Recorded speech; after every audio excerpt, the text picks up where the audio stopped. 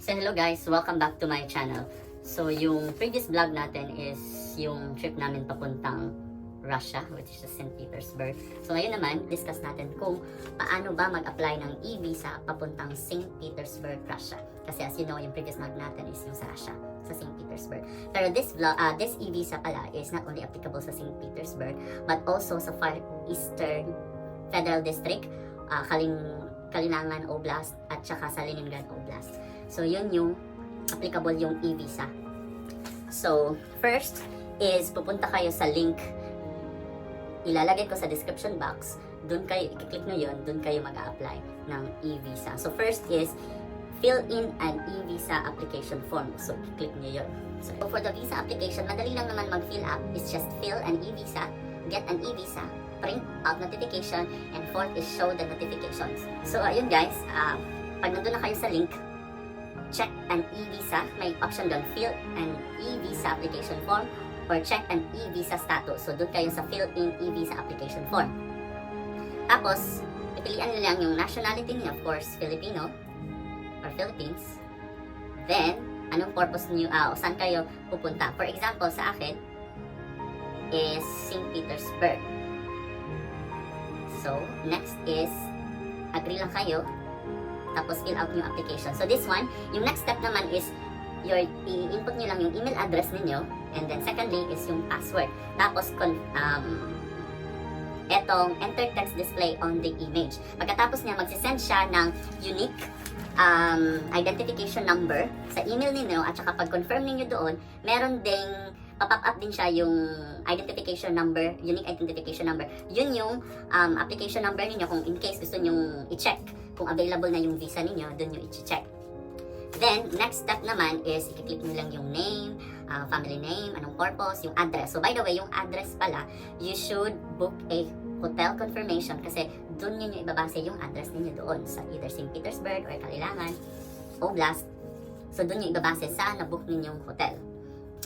So, yun guys, ang pag-fill up ninyo next sa confirmation identification number is i-input niyo yung family name ninyo, middle name, first name, yung address kung saan kayo magsistay doon, anong purpose ninyo, ilang days kayo magsistay doon. By the way, ang e-visa pala po ay only 8 days kayo pwedeng magstay doon. So, maximum of 8 days lang po.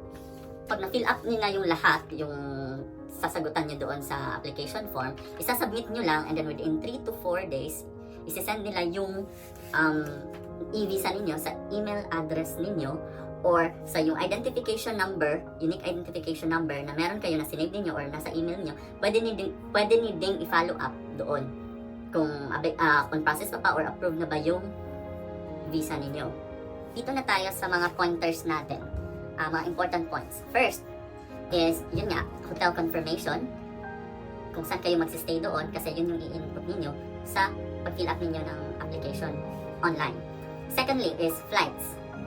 Ang flights po ninyo, it should be only direct from home country ninyo going sa St. Petersburg. So sa akin naman, nakabase ako dito sa UAE. So basically, direct flight. So only available flight from UAE is Dubai, which is Emirates, direct to St. Petersburg. I-discuss ko sa inyo kung ano yung experience namin, bakit kami na-offload for second time. So, sa case ko, yung first na naging balakid, bakit hindi kami natuloy that time, the first is yung flight. Kumuha kami ng flight from Dubai, may layover ng Moscow, which is yung airline, is yung Russian Airlines, which is Airflow. I don't know if tama ba yung pag-pronounce ko. So, from Dubai to Moscow, supposedly may layover lang kami 2 oras, then Moscow to St. Petersburg. So, yun yung naging problema namin.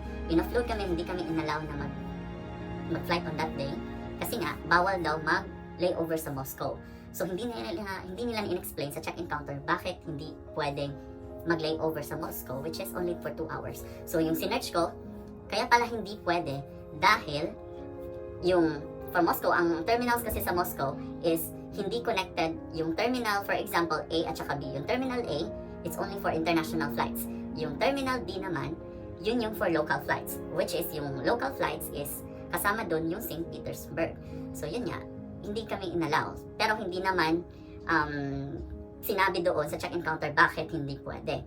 Anyhow, Ano guys, maraming mga kabayan or Filipinos, or not only Filipinos, even other nationality na kasama dito sa new implementation ng e-visa ng Russia na na-offload din. Dahil nga doon, first na yun nga, hindi ka pwedeng mag-layover sa Moscow. Kasi you only need to have a direct flight. So yun nga guys, hindi kami inalaw na mag-fly on that day. So yung ginawa namin, yung kasama ko, si Kirby, kung makikita yung nanood kayo ng Russia na na video, andun si Kirby. So from Philippines to Manila to Dubai. So nandun na siya sa airport, but still hindi din siya inalaw kasi nga yun yung naging problema, hindi na pwedeng mag-layover sa Moscow. Secondly, so on that day din, nag-book din kami ng Emirates kasi yung flight namin 2 AM, nag-book din kami by the following day, within same day pa lang, 4 PM Emirates. So available yung flight that time. So yung na-book, so ako una nag-book.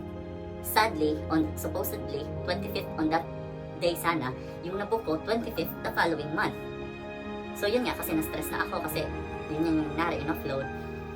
So hindi ako natuloy ulit. Sabi ko, hindi na ako tutuloy kasi nga 25th yung nabook kong flight the following month. So sabi ko sa kasama ko si Kirby, sabi ko, ikaw na lang. So nag-book siya guys ng ticket from Dubai, direct Dubai, Emirates yung airline, papuntang St. Petersburg.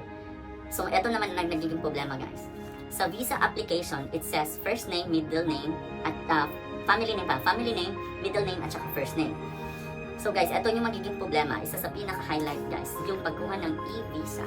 Yung middle name pala guys, usually yung middle name natin sa passport natin is yung sa parents natin, sa mother na family name nung single pa siya. Sa kanila guys, yung middle name is yung second name mo, which is for example, Maria Teresa. Yung Teresa ang middle name. So yun yung naging problema ng friend ko. Hindi siya inalaw na mag-check-in sa Emirates kasi nga yung middle name, kasi yung middle name na nilagay niya yung sa mother na family name na single, yung family name ng mother niya. So hindi siya inalaw ulit. So yun yung naging problema. So be careful guys, kung kukuha kayo mag-fill up kayo ng forms online ng e-visa, be sure kung wala kayong second name, wag niyo na lang ilagay, or kung wala kayong second name talaga, huwag nyo lang lagyan ng middle name kasi hindi siya applicable. So yun yung nagiging problema namin for the second time. Kasi nga, yung visa, hindi rin, kahit natuloy ako, correct yung booking ko, hindi pa rin kami matutuloy. So yung ginawa namin, nagstay muna yung friend ko for 2 weeks, ni-reverse niya yung activities niya, ni-reverse niya, dito muna siya ng UAE for 2 weeks, tapos nag-fly siya ng Georgia. Well, hindi na natin i-discuss yan. So sa Georgia, then nag-meet na lang kami ng Armenia. So Armenia, doon kami nagkita. Nagstay kami doon for yung previous vlog ko. Meron din akong Armenia vlog, hindi pa nyo pa napanood. Kami din dalawa doon. So from Armenia, doon kami nag-met for few days, I think 4 days, and then pumunta kami ng St. Petersburg kasi may direct flight naman from Armenia to St. Petersburg sa Russia. So yun guys, yun lang yung tips ko sa pagkuha ng e-visa. Yung middle name, be careful, and then yun nga, yung flight, it should be direct. And also kailangan nyo rin yung travel insurance kasi required yung travel insurance at saka hotel confirmation booking. So yun lang guys, yung pinaka-importante sa lahat. Para hindi kayo ma-offload kasi maraming mga kabayan natin na na-offload sa airport kasi nga yun may layover at saka yung middle name na supposedly mali, dapat second name yung nilagay nila sa system natin. But anyhow, most kasi sa Russia ng mga names, they have 2 names. So that's why, siguro, first name, middle name, siguro hindi second name yung nilagay nila. But anyhow, yun yung naging experience ko pagkuha ng e-visa. Madali naman kumuha ng e-visa, 3 to 4 days, meron na, isa nila sa email ninyo. But yun nga, be careful na sa pagkuha ng flights at saka yung sa pag-fill up ng form online sa pagkuha ng visa. So yun lang yun guys, yung tips ko. And then yung visa, it's only 8 days. You only allowed 8 days na magstay doon sa St. Petersburg. So, hindi siya, kunyari gusto niyo pa mag-stay more than 8 days, hindi siya pwede. So, dapat maximize nila 8 days doon.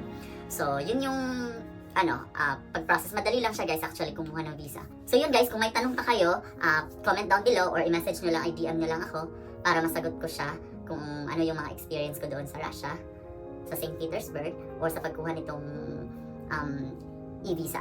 So, ilalagay ko sa description box yung link kung saan kayo mag-fill up ng form online. So, this is the end of my vlog. Kung hindi pa kayo nakasubscribe, please subscribe on my channel and click the notification button if gusto nyo ma-notify kung meron akong bagong video. And comment kung ano yung nagustuhan nyo sa vlog or meron kayong additional na gustong information. So, see you on my next vlog.